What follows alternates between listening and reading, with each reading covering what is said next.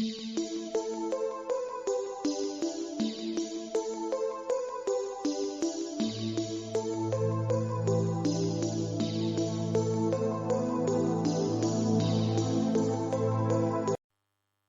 number 10. Is the motion of moon around the earth uniform or accelerated?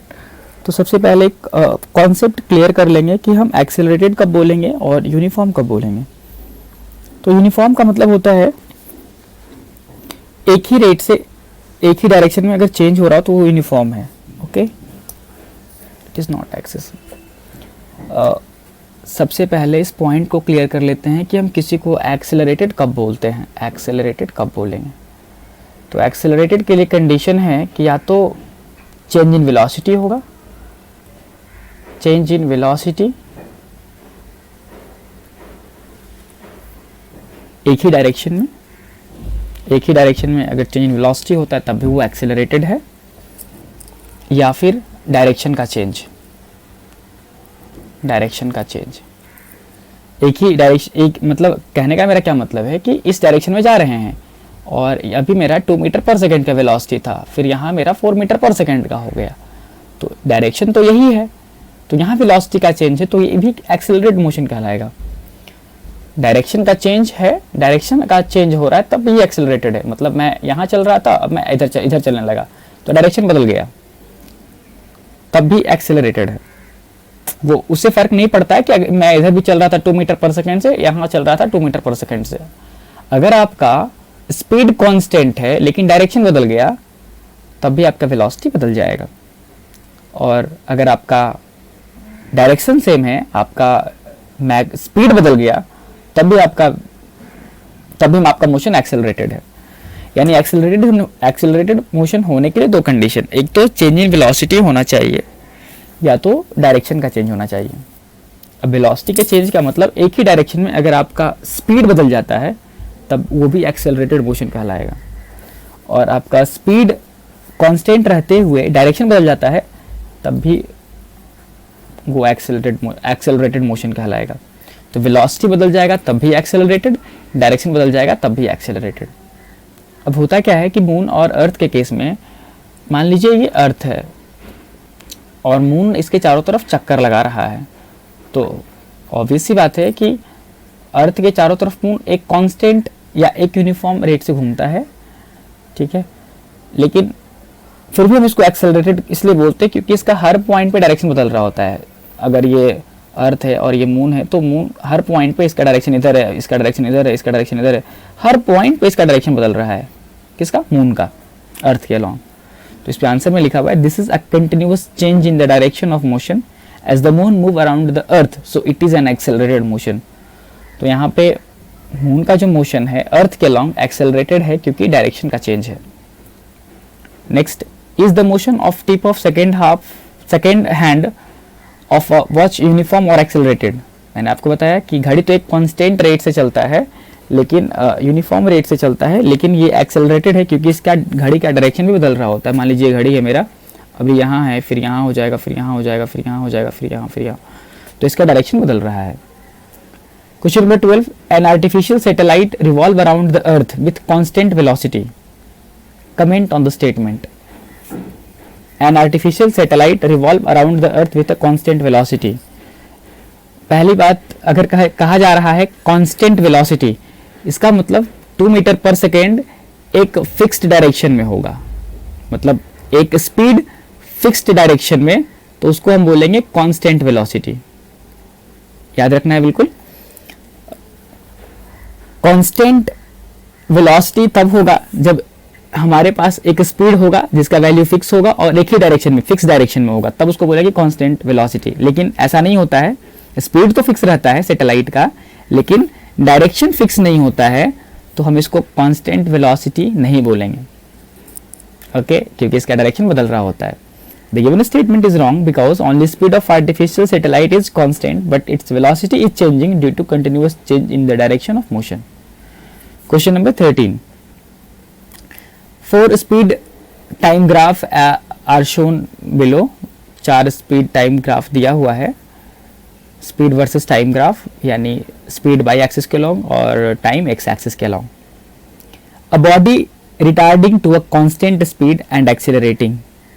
पहला question है कि body का retardation हो रहा है, यानी कि स्पीड घट रहा है, फिर कांस्टेंट स्पीड हो रहा है, फिर एक्सेलरेट कर रहा है।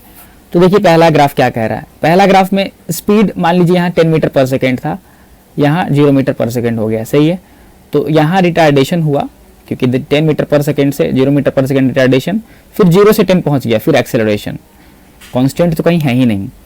इस केस में क्या है, स्पीड यहाँ कुछ होगा और यहाँ इसके सामने स्पीड घट गया, यानी अगर मान लीजिए 10 मीटर पर सेकेंड यहाँ, तो इसके नीचे तो कम होगा 8 मीटर पर सेकेंड।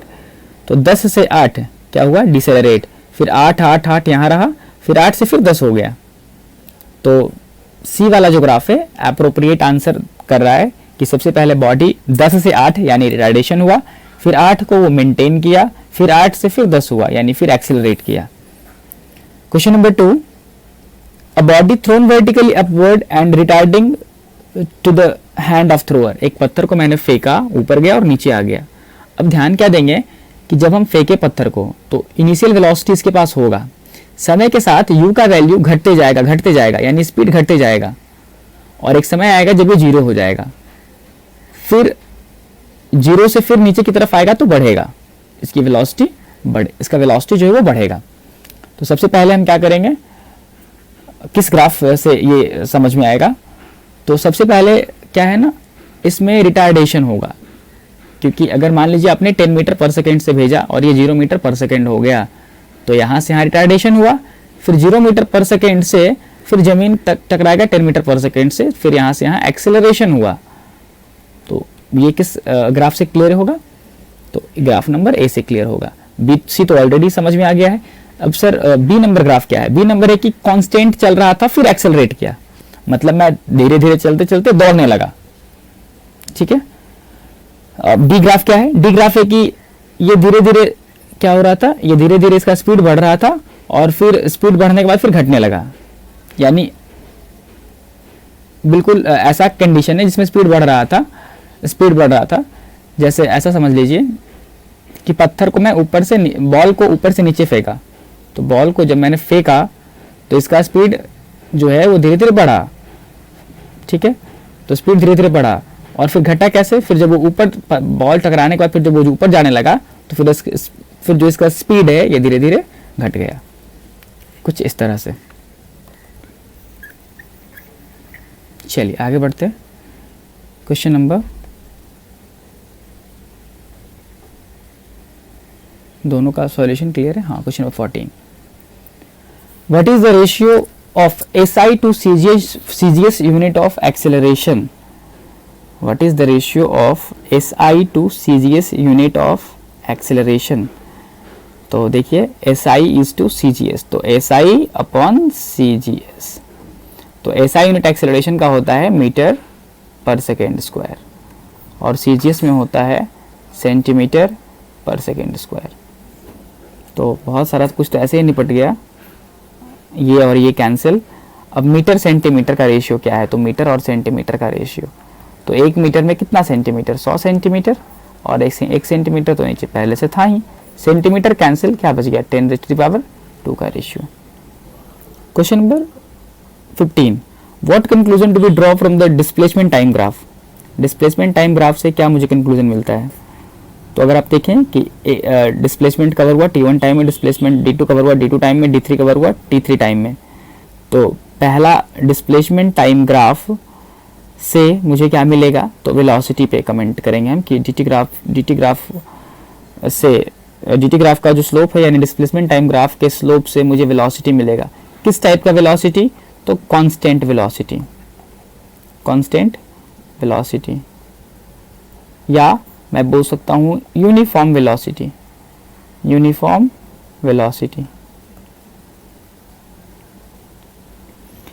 तो ये यूनिफॉर्म वेलोसिटी का एग्जाम्पल है। अब इसके बारे में बात करें तो इसमें क्या है, तो टाइम इंटरवल जो है, हर अलग अलग टाइम इंटरवल में इसका डिस्प्लेसमेंट अलग अलग है, और अलग अलग टाइम इंटरवल में अलग अलग डिस्प्लेसमेंट है। तो उस केस में dt ग्राफ का स्लोप से वेलोसिटी तो मिलेगा, कोई डाउट नहीं है, वेलोसिटी ही मिलना है, लेकिन अब वो कांस्टेंट नहीं रह जाएगा, वो यूनिफॉर्म नहीं रह जाएगा, वो क्या हो जाएगा, नॉन यूनिफॉर्म हो जाएगा, नॉन यूनिफॉर्म वेलोसिटी हो जाएगा, non uniform velocity. Question number 16, from speed time graph of a body can be calculate acceleration of body. नहीं, कैलकुलेट तो नहीं किया जा सकता, क्योंकि स्पीड टाइम ग्राफ से किसी भी फिजिकल क्वांटिटी पे कमेंट नहीं कर सकते, क्योंकि डायरेक्शन नहीं है। लेकिन अगर स्पीड टाइम ग्राफ में हम मान लें कि ये सारा इवेंट स्पीड जो है, क्योंकि अगर रोड स्ट्रेट है तो डायरेक्शन तो है, स्ट्रेट है, कोई एक डायरेक्शन में स्पीड है, तो अगर स्पीड कोई डायरेक्शन में है तो वो स्पीड नहीं वेलोसिटी है।